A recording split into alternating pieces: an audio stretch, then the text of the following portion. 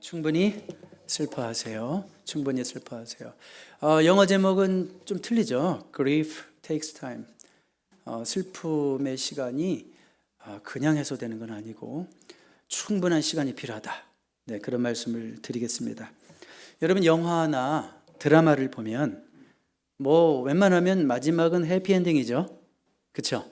해피엔딩인데 보통 예를 들어서 미니 시리즈라고 그래요. 재밌어요. 너무 재밌어. 막 즐거운 미니 시리즈. 12부작 이런 거. 막 12번 하는 거. 그런데 한 11번째쯤 가면 무슨 일이 생기는지 아세요? 꼭 어느 분이 돌아가셔요. 가정에 연로하신 어르신이 돌아가신다든지 한 배역이 죽습니다. 자, 그러면 그 드라마가 비극이라는 뜻일까요? 그게 아니라 마지막으로 진짜 좋은 일이 일어나려고 하는가 보다 라고 하는 사인이라는 거 여러분 다 아시죠? 드라마 하도 보셔서 그냥 여러분 대본도 쓰실 수 있죠. 네, 그렇잖아요. 일종의 사인입니다. 역시 우리가 예상하는 것이 빗나가는 경우가 거의 없습니다. 그런 일이 있고 나서 마지막에 주인공이 극적으로 프로모션을 한다든지 사랑하는 사람을 드디어 만난다든지 일이 잘 해결돼서 갑자기 세월이 2년 지나서 애를 안고 있다든지 이런 늘 드라마에서 티피컬하게 뜨는 장면이죠. 자, 여러분, 우리의 삶도 한편의 드라마와 같다는 생각을 해보신 적이 있습니까? 우리의 삶도 한편의 드라마와 같다. 자, 그런데 우리에게는 유혹이 있어요. 우리의 삶이라고 하는 드라마에서 슬픈 얘기는 좀 빠졌으면 좋겠어요. 이게 우리의 유혹입니다. 우리가 가지고 있는 생각들입니다. 그렇지만 분명히 제가 말씀드릴까요? 슬퍼해야 할 시간도 하나님이 주신 시간인 줄로 믿습니다. 아멘이죠. 네, 부인할 수 없어요. 슬퍼해야 하는 시간도 하나님이 주신 시간입니다. 슬픔의 시간을 끌어안을 때 우리가 진정한 성숙을 경험합니다. 슬픔 후에 오는 축복을 누릴 수 있는 자는 슬픔을 충분히 끌어안는 자입니다. 자, 오늘 다윗 시리즈 설교 몇 번째인지 아시겠습니까? 11번째입니다. 그런데 마침 주제가 뭐라고요? 슬픔이에요. 자, 그래서 저도 어떤 유혹이 있을까요? 이 부분은 패스하고 우리 교인들 좀 사기 진작을 위해서 슬프는 얘기, 죽는 얘기 요거는 패스하고 다음 본문 다윗이 바로 왕이 되는 얘기 이렇게 넘어가고 싶은 유혹이 저에게 있을까요? 없을까요? 있었어요. 이런 유혹을 받았지만 저는 슬픈 이야기도 하나님께서 우리에게 주신 이야기라고 믿습니다. 그리고 저에게도 유익한 시간이었고 준비하는 동안, 그리고 여러분에게도 아주 유익한 시간이 되리라고 믿습니다. 네, 그렇게 믿고 오늘 슬픔에 대한 설교를 하겠습니다. 자, 누가 죽었냐면 다윗의 사실은 정적이죠. 누가 죽었어요? 사울 왕이 죽었습니다. 길보아 전투에서 죽게 되는데 문제는 뭐냐면 사울만 죽은 게 아니라 다윗의 베스트 프렌드가 누구죠? 요나단이 같이 죽었어요. 요나단이 같이 죽었다는 이제 소식을 들은 거죠. 한번 사무엘하 1장 4절 볼까요? 다윗이 그에게 이르되 일이 어떻게 되었느냐? 자, 어디 아말렉에 속한 사람이 하나 와가지고 이제 그런 소식을 전하는 거죠. 대답하되 군사가 전쟁 중에 도망하기도 하였고 무리 가운데 엎드러져 죽은 자도 많았고, 자, 전쟁에서 패했다는 얘기인데 이스라엘이 그 가운데 사울과 그의 아들 요나단도 죽었나이다 하는지라. 자, 여러분, 다윗이 직면해야 했던 또 다른 거인입니다. 다윗이 제일 처음에 직면했던 거인이 누구죠? 이름이 뭐였죠? 골리앗이었죠. 그때는 총칼 들고 싸우면 되는 거예요. 자, 이번에 다윗이 직면해야 했던 거인은 이름이 뭐냐면 슬픔이라는 거인을 맞이하게 됐습니다. 여러분도 인생 살면서 슬픔이라는 거인을 만날 때가 있지요? 네, 있습니다. 아마 젊은 사람들에게는 사랑하는 애인과 헤어졌을 때 정말 몇 년을 뜨겁게 사랑하는 줄 알았는데 어느 한순간에 헤어졌을 때 그 슬픔이죠. 자, 무엇보다도 이 땅에서 살면서 우리가 겪을 수 있는 가장 큰 슬픔은 뭘까요? 사랑하는 사람을 먼저 보내게 될 때 그것보다 더 큰 슬픔은 없을 것 같습니다. 자, 다윗의 베스트 프렌드가 죽었고 다윗의 고백으로 보건대 다윗은 요나단이 자기의 생명과 같은 자였어요. 오죽하면 너와의 사랑이, 너와의 우정이 여인의 사랑보다 더하다. 나중에 이런 고백까지 합니다. 자, 여러분, 슬픔을 당할 때 우리가 할 수 있는 선택은 두 가지가 있습니다. 첫 번째는 회피, 도망가는 거고, 두 번째는 직면하는 겁니다. 두 가지밖에 없습니다. 슬픔의 시간들을 어떻게 해서든지 피해보자, 회피하자, 뭔가 잊어보자 하는 게 있고, 또 한 가지는 있는 그대로 직면하고 충분히 끌어안고 그 시간을 나의 성숙을 위한 시간으로 보내는 게 있죠. 자, 여러분 어때요? 막 슬픈 일이 생기면 슬픔을 잊으려고 막 애를 씁니다. 우리는, 그렇죠? 막 애를 쓰고 이제 마음이 좀 정리가 된 것 같아요. 정리가 된 것 같다.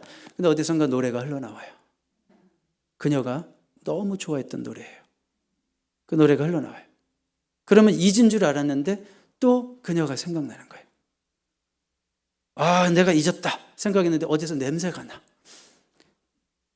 그분이 늘 즐겨 뿌리던 향수 냄새가 난단 말이에요. 그러면 또 그분이 또 생각난단 말이에요. 길을 가다가 고개를 돌리고 싶었는데 또 그 레스토랑이 보여요. 우리들이 늘 같이 갔던, 우리의 추억이 고스란히 남아있던 레스토랑이 또 보여요. 그러니까 그 거인은 우리가 아무리 뿌리치려고 해도 우리 삶 가운데 또 들어와요. 회피하려고, 안 보려고, 잊으려고, 아닌 척, 슬프지 않은 척 해도 삶의 구석구석에 그와의 추억과 그가 남겨놓은 어떤 흔적들이 너무 많은 거예요. 잊기가 너무 힘든 거죠. 잊을만 하면 또 나타나서 불면의 밤을 줍니다. 자, 그리고 이런 슬픈 이별 후에는 후회와 자책감도 있기 마련이에요. 좀 더 그때 잘해줄 걸. 그 말은 내가 꼭 해줄 걸. 그 말은 하지 말았어야 되는데. 이런 후회와 자책감이 또 생기기도 합니다. 그래서 우리는 이 슬픔을 어떻게 해서든지 피해보려고, 무시해보려고, 일에도 몰두하기도 하고, 운동센터에 가가지고 막 정신없이 평상시엔 걸었는데 1시간을 막 뛰면서 땀을 흘려보기도 하고, 그리고 술을 더 많이 마신다든지, 아니면 지금 사는 곳을 떠나서 어디 멀리 가면 잊을까? 또 이런 식으로 시도도 해봅니다. 결과는 어떨까요? 치러야 할 대가가 너무 커요. 직장을 포기해야 될 수도 있고, 경제적 문제가 생길 수도 있고, 남아있는 유족들이 더 힘들어질 수도 있고, 가족들이 더 힘들어질 수도 있고, 그렇습니다. 자, 그래서 결국은 이 슬픔이라는 것은 회피로 되지 않고, 끊임없이 회피하는 자들은 그 슬픔이 수십 년이 갈 수도 있답니다. 왜냐하면 진지하게 직면을 안 했기 때문에.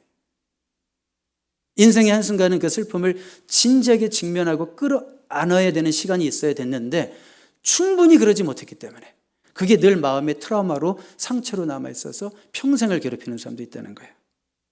자, 그러니까 최선의 답은 뭐예요? 회피가 아니라 직면입니다. 그러면 어떻게 직면할 것인가, 슬픔을 직면하는 방법 중에 한 가지는 충분히 슬퍼하는 것입니다.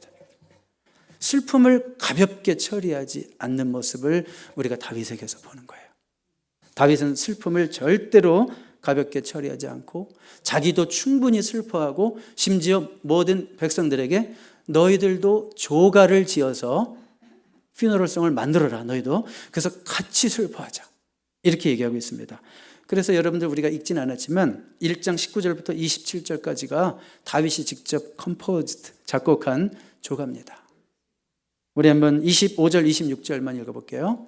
우리 같이 읽어봐요. 시작. 오호라, 두 용사가 전쟁에서 엎드러요 졌도다. 요나단이 내 산 위에서 죽임을 당하였도다. 내 형 요나단이여, 내가 그대를 애통함은 그대는 내게 심히 아름다움이라. 그대가 나를 사랑함이 기하여 여인의 사랑보다 더했도다. 자, 이게 조각 가운데 나온 슬픔을 깊게 끌어안을 때 이런 시가 나옵니다. 슬픔을 깊게 끌어안을 수 있는 진지한 인생에게서 노래가 나오고 시가 나옵니다. 그런데 이 시대 문화는 전반적으로 어떻습니까? 되도록이면 슬픔을 회피하려고 하는 문화죠. 되도록이면 힘든 얘기 안 하려고 하죠. TV 제작자라고 한다면, 프로듀서라고 한다면 TV를 편성함에 있어서도 뭐 우울한 얘기, 힘든 얘기 이런 프로그램 안 만들려고 하죠. 그냥 잊게 만드는 거죠, 현실을. 그냥 한 번도 웃어서 마치 없는 것처럼 만들어 보려고 하는 거죠. 그런 문화에 물든 인생들을 보면 하나같이 죄송하지만 가볍죠. 깊이가 없죠. 아주 가볍습니다. 진지함이 없습니다. 그런 인생에게서는 진짜 노래가 나올 수 없고 그런 인생에게서는 진짜 시가 나올 수 없습니다. 여러분, 제가 몇 달 전에 Sing Again이라는 프로그램을 한번 소개한 적이 있는데 거기서 나오는 그 가수들이 부르는 노래들을 하나하나 보면 참 왜 이렇게 우리 가슴을 울릴까요? 그 곡을 만드신 분들에게는 다 사연이 있더라고요. 아픔이 있고 슬픔을 깊게 끌어안았던 경험이 있는 분들이 만든 노래를 또 그 가수들이 충분히 소화해서 부를 때 그게 그 깊이가 전달되고 내 슬픔이랑 공감이 되면서 내 안에서 카타르시스가 일어나고 회복의 힘이 있고 치유의 힘이 있는 거죠. 오늘날도 정통 유대인들은 오늘날도 그렇대요. 부모님이 돌아가시면 11개월 동안 여러분 우리 여기다 매는 완장 있죠. 장례식 가서 매는 거. 그거 하루 이틀 매면 다죠. 근데 지금도 정통 유대인들은 11개월 정도를 매고 매일 부모님을 추도하면서 기도한대요. 여러분 불과 70년 전만 해도 미국의 시골에 있는 분들도 그랬어요. 제 조사 기록을 보니까 한 7, 8주 동안 이렇게 완장을 차고 또 부모님을 생각하면서 기도했대요. 오늘 어떻습니까? 오늘날 어떻습니까? 장례식 때 한번 반짝 울고 우는 척하고 3일만 지나면 또 아무 일도 없었다는 듯이 너무 슬픔을 충분히 슬퍼하지 못하는 것이 오늘날의 문화다. 이렇게 걱정하는 것은 저뿐일까요? 여러분 어떻게 생각하세요? 오늘날의 문화와 오늘날의 풍조가 너무나 이 슬픔을 무시해버리고 마치 없는 것처럼 그러고 있지는 않습니까? 자, 전도서 7장 3절 같이 읽어볼까요? 시작. 슬픔이 웃음보다 나음은 얼굴에 근심하게 하는 것이 마음에 유익하기 때문이니라. 이런 설교를 하면서도 저는 살짝 미소를 지으면서 여러분들에게 말씀을 전하지만 오늘 말씀 보니까 뭐라고 그랬어요? 얼굴에 근심하는 것이 더 마음에 유익하대요. NLT 버전이 너무 좋았어요. Has a refining influence on us. 우리를 정결하게 하고 슬픔의 시간은 우리를 깨끗하게 하고 우리를 정련하게 하고 그런 시간이 된답니다. 자, 다윗은요, 슬픔뿐이 아니라 인생의 고난이 너무 많은 인생을 살았어요. 그 시간들 속에서 다윗은 얼마나 많이 울었는지 몰라요. 여러분 아세요? 시편의 70%가 Psalms of Lamentation이라고 그래요. 그러니까 탄식시라고 그래요. 탄식시, lament, 탄식시라고 그래요. 우리는 시편을 되게 좋아하는 이유가 뭔지 알아요? 그 70%가 탄식시라 그래요. 슬픔 가운데 고통 가운데 울부짖고 부르짖는 게 우리 삶의 공감이 되는 거예요. 자, 우리 다윗이 고백했던 그런 탄식 두 군데만 시편 6편 6절 31편 10절 상반절 같이 한번 읽어볼게요. 시작. 내가 탄식함으로 피곤하여 밤마다 눈물로 내 침상을 띄우며 내 요를 적시나이다. 31편도요. 내 일생을 슬픔으로 보내며 나의 연수를 탄식으로 보내며. 여러분 시편 6편 6절 말씀은 좀 과장 같긴 하지만 탄식하고 피곤하고 밤마다 눈물로 뭐를 침상을 적셨대요. 요를 다 적셨대요. 근데 이런 일이 진짜로 있더라고요. 어떤 분 베개가 막 흥건히 젖은 걸 본 적이 있어요. 눈물이 막 펑펑 쏟아지는 게 계속 쏟아지니까 물을 드시면서 또 올리더라고요. 눈물을. 수분이 빠져나가니까. 이럴 수 있죠. 근데 여러분 이 구절을 보면 다윗이 너무 힘들어하는 모습도 보이지만 어떤 모습을 저는 봤냐면 다윗이 약간 하나님께 화가 나 있구나. 그러니까 이 뉘앙스가 나는 지금 이렇게 보내고 있어요. 하나님 왜 뭐 하세요? 약간 이런 느낌. 약간 화난 모습을 볼 수 있습니다. 자, 그런데 다윗의 건강한 모습은 뭐냐면 그 감정을 하나님 앞에 잘 표현했다는 거. 그게 건강한 겁니다. 여러분 혹시 하나님께 화나셨습니까? 말하세요. 아니요, 저는 아니에요. 이런 분도 있지만 하나님께 화나셨으면 말하세요. 말하시라고요. 어떤 분들은 힘들면서도 힘들다는 말을 절대 못하는 분이 있어요. 누군가 그에게 묻죠. 많이 힘드시죠? 괜찮으세요? 속으로 뭐라고 대답할까요? 제가 괜찮아 보여요? 예를 들어서 내 아들이 죽었는데 괜찮아 보여요? 세상이 그냥 종말이 왔으면 좋겠어요. 속으로는 이렇게 얘기하고 싶어요. 근데 겉으로 뭐라고 얘기해요? 괜찮아요. 괜찮아요. 늘 괜찮다고 말하는 것에 좀 지치지 않았어요, 여러분? 지치지 않았어요? 괜찮지도 않으면서 맨날 괜찮대. 지치지 않았어요? 가끔은 좀 힘들다고 살짝 진실을 좀 말하십시오. 여러분들을 위해서 기도할 수 있는 그분에게 가끔은 힘들다고 살짝 진실을 말하세요.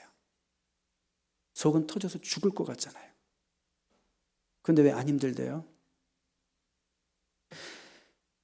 지난달에 저에게 하나밖에 없는 매형을 천국에 보내드렸어요. 그분도 목사님이셨고 제가 한국에 가면 그분이랑 항상 같이 운동을 했고 항상 같이 밥을 먹고 형제처럼 가까운, 진짜 친형제랑 거의 똑같이 가까운, 지난 30년 동안 진짜 한국 갈 때마다 같이 운동하고 같이 먹고, 그분도 미국에서 유학을 한 10여 년 하시다가 한국 가신 분이고, 하여튼 잘 통하니까 늘 그렇게 같이 지내던 매형을 천국에 보내드렸는데, 제 누님은 지금도 그렇대요. 지금도 그런 얘기를 해요. 가끔 이렇게 현관문을 이렇게 바라보고 있으면 여보 그러면서 꼭 들어오는 것 같아요, 남편이. 여보 그러면서. 근데 참 제가 그 시간들을 통해서 반성을 좀 했어요. 반성.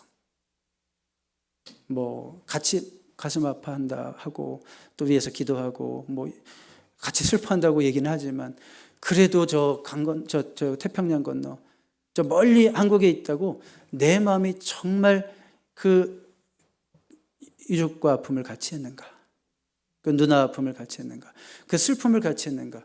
정말 너무 형식적인 내 모습이 좀 가증스럽기도 하고 온전히 가슴 아파하지 못하는 내 모습이 좀 부끄럽기도 하더라고요. 자, 누군가 어려움을 당했을 때, 슬픔을 당했을 때 같이 슬퍼해 주기만 해도 아픔이 반감이 된다는데, 형식적인 멘트는 계속 날리고 뭐 누나를 위로한다고 조금만 기다려, 다음 달에 내가 한국 가면 확실하게, 뭐 좋은 말은 이런 말 저런 말 다 할 수는 있었지만 정말 내 중심에서 그와 같이 감정이입이 되고 공감이 돼서 슬퍼함을, 그 시간을 같이 내가 보낼 수 있었는가, 이런 생각을 할 때는 참 부끄러웠다는 생각이 듭니다. 자, 여러분, 슬픈 일을 당했을 때 포인트는 뭐예요? 오늘 설교 제목이 뭐예요? 충분히 슬퍼하라. 그리고 할 수 있다면 충분히 같이 슬퍼하라. 그렇지만 한 가지 말씀드릴게요. 우리는 슬픈 일을 당할 때 슬퍼하되 데살로니가 전서 4장 13절의 말씀을 또 경고로 받아야 돼요. 같이 읽어봐요. 슬퍼하되, 이 말씀을 경고로 받아야 돼요. 같이 읽어봐요. 시작. 형제들아, 자는 자들에 관하여는 너희가 알지 못함을 우리가 원하지 아니하노니 이는 소망 없는 다른 이와 같이 슬퍼하지 않게 하려 함이라. 자, 자는 자들은 죽은 자들을 말하는 거예요. 왜 성경에서는 죽은 자를 자는 자라고 표현하냐면 다시 깰 거기 때문에, 다시 부활할 거기 때문에. 우리 지난주 부활절에 메시지를 드렸지만, 그래서 성경에서는 죽은 자를 자는 자다, 영원히 소멸됐다라고 말하지 않고 잠깐 자는 거다 이렇게 표현하는데, 너희들이 알아야 될 사실이 있다. 알아야 될 사실이 있다. 소망 없는 자들 같이 슬퍼하지 마라. 슬퍼하되. 왜? 그들은 소망이 없어요. 죽으면 다 끝이에요. 그러니까 울어도 통곡을 하면서 막 정말 통곡을 하면서 그래. 진짜 하늘이 무너진 것처럼. 그건 소망 없는 자가 아니냐. 충분히 슬퍼해야 되지만 그렇게 울면 안 된다. 우리에게 경고하시는 거죠. 자, 여러분, 제 매형 장례식 얘기를 했어요. 저는 못 갔습니다. 아직 못 갔습니다. 참석한 분도 있었습니다. 저는 멀리 있었지만 우리의 인사는 동일했어요. 매형 천국에서 곧 다시 만나요. 이게 우리의 인사였어요. 매형 천국에서 곧 우리 다시 만나요. 여러분, 이게 형식적인 인사였을까요? 전혀 아닙니다. 확실히 믿고 하는 인사예요. 분명히 믿고 하는 인사였어요. 우리는 다시 만날 거기 때문에. 언제 누가 더 빨리 갈지도 몰라요, 사실은. 그렇지만 분명한 것은 다시 만날 거기 때문에 우리는 이런 인사를 믿음으로 할 수 있었던 거예요. 그리고 우리는 비록 슬프지만 통곡은 안 하는 거예요. 왜요? 다시 만날 거기 때문에. 여러분들이 학교에 어린아이들을 데리고 가면 아이들을 학교에다가 이렇게 내려주면서 잠깐 헤어지죠. 헤어지면서 너무 슬퍼가지고 아이들을 다시 못 볼 것처럼 꺼이 우시나요? 그런 부모 있어요? 없죠. 뭐라고 얘기해요, 아이들에게? 오늘 공부 잘하고 오후에 보자. 그거 형식적으로 한 말이에요. 진짜 만날 것처럼 생각하고 한 말이에요.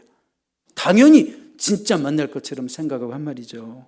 어떤 남편이 아내를 그로서리에 내려주면서 주차장에 파킹하기 전에 아내를 다시는 못 볼 것처럼 마지막 인사를 하고 꺼이 울든가요? 아니죠. 여보, 나 차 주차장에 잠깐 세워놓고 책 읽고 있을게. 잠시 후에 봐. 누구 집 얘기 같죠? 네, 잠시 후에 봐. 이게 형식적으로 한 말일까요? 진짜 잠시 후에 진짜 보겠다는 인사일까요? 진짜 잠시 후에 조금 이따 보겠다는 인사이죠. 그렇습니다. 우리가 때로는 무덤 앞에서 인사할 수도 있어요. 그렇지만 그 인사도 형식적인 인사가 아닙니다. 예수 안에서 잠자는 자들은 반드시 다시 일어날 것입니다. 예수 안에 사는 자, 예수 믿는 자들은 죽어도 살겠고 예수님의 약속인 줄로 믿습니다. 자, 그래서 우리는 세월이 갈수록 이별에도 익숙해져야 되고 슬픔의 시간이 와도 인간적으로 충분히 슬퍼하되 궁극적인 소망을 잃지는 말고 소망 없는 자들처럼 정말 믿음 없는 자들처럼 슬퍼하지는 말아야 할 줄로 믿습니다. 자, 오늘 사무엘하 몇 장을 봤어요? 1장을 봤죠? 1장은 무슨 얘기라고요? 슬픈 얘기예요. 그럼 2장부터 무슨 얘기가 나올까요? 즐거운 얘기, 기쁜 얘기, 신나는 얘기가 나옵니다. 드디어 다윗이 유다의 왕이 되는 이야기가 나오는데 충분한 슬픔과 고난의 시간 후에 기쁘고 춤출 날도 올 줄로 믿습니다. 이게 하나님께서 우리 인생에 만들어주신 법칙입니다. 전도서 한번 같이 읽어봐요. 3장 4절 시작. 울 때가 있고 웃을 때가 있으며 슬퍼할 때가 있고 춤출 때가 있으며. 누가 웃을 수 있을까요? 진짜 웃을 수 있는 사람은 울어야 할 때 충분히 우는 자예요. 누가 춤출 수 있을까요? 슬퍼해야 될 때 충분히 슬퍼하는 자만이 그 춤출 날을 맞이하게 되는 줄로 믿습니다. 우리 한 가지 말씀드리고 오늘 이제 찬송하겠는데요. 제가 호레이쇼 스패포드라는 분의 이야기를 잠깐 소개할게요. 여러분이 혹시 아는 분들 있을지 모르겠어요. 1873년도에 있었던 일입니다. 1873년. 스패포드의 아내와 4딸을 태운 배가 프랑스 여객선입니다. 근데 어디까지 가냐면 뉴욕항을 출발해서 프랑스까지 가는 배예요. 뉴욕항을. 근데 누가 탔다고요? 그 배? 스패포드의 아내와 4딸이 탔어요. 자, 근데 그 배가 계속 가다가 1873년 11월 22일 대서양 한가운데서 영국 철갑선 라키언호와 정면으로 충돌하고 배가 침몰해서 226명의 생명을 앗아갔어요. 그 바다가 몇 명 구명보트로 살아났는데, 구명정에 살아났는데 4명의 딸은 다 죽었습니다. 스패포드의 4명의 딸은 다 죽고 나중에 짤막한 전보가 왔는데 saved alone, 와이프가 그 전보를 보낸 거죠. 나만 홀로 살아남았다고. 자, 그러면 지금 제일 가슴이 아픈 사람들은 누구예요? 엄마와 아빠죠? 자, 이 소식을 전해드린 스패포드는 앞이 캄캄하죠. 아내가 걱정이 되죠. 이제는 자식 죽은 것 슬픔을 일단 뒷전이고 아내가 너무 걱정이 되죠. 부인을 데려가기 위해서 배를 탑니다. 그 슬픈 감정을 억누르고 또 억누르면서 가는데 선장이 그런 얘기를 하는 거예요. 지금 이 배가요, 딸들이 잠긴 무리를 지나고 있습니다. 이제 거의 다 온 거죠. 그쯤 무리를 지나고 있습니다. 그때까지 애써 그 잔잔함을 유지하려고 했던 스패포드의 마음에 커다란 막 파도가 일기 시작하는 거예요. 억지할 수 없는 슬픔이 막 몰려오기 시작하는 겁니다. 그러면서 부르짖죠. 주님, 내가 누구보다도 주님을 사랑하는 그런 삶을 살았는데 왜 저에게, 우리 가정에 이런 시련을 주십니까? 왜 이런 시련을 주십니까? 그리고 이제 주변에 있는 사람들도 다 걱정하기 시작하는 거예요. 이 가정이 완전히 무너지면 어떡하나, 큰일 났다. 자, 그런데 어쩐 일일까요?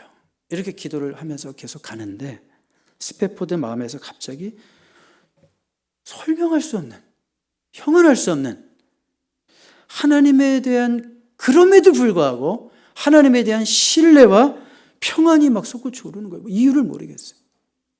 내 딸이 다 죽었어요. 잘 모르겠어요. 기도하는데 그럼에도 불구하고 이런 일이 벌어졌을지라도 그래도 빼앗아갈 수 없는 어떤 마음에 흔들리지 않는 평안과 그런 느낌들이 이렇게 올라오는 거예요. 그러면서 찬송 시를 썼어요. It is well, it is well with my soul. 내 영혼 그래도 평안해. 내 영혼 그래도 평안해. 내 평생 가는 길 풍파가 일지라도 주 예수 내 마음에 계시고 주님 살아계시고 우리는 비록 죽을지라도 어차피 다시 부활할 것이고 다시 천국에 만날 것이니까. 그래서 우리는 It is well, it is well with my soul. 이렇게 고백한 찬송가가 오늘 우리가 마지막으로 드리고 싶은 찬송입니다.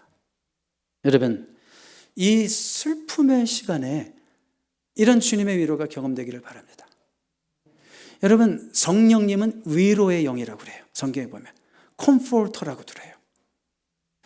저분에게는 어떤 비밀이 있을까? 가장 힘든 이 시간에도 저분은 저 평안을 유지할 수 있고 저 미소를 유지할 수 있는 비밀은 무엇인가?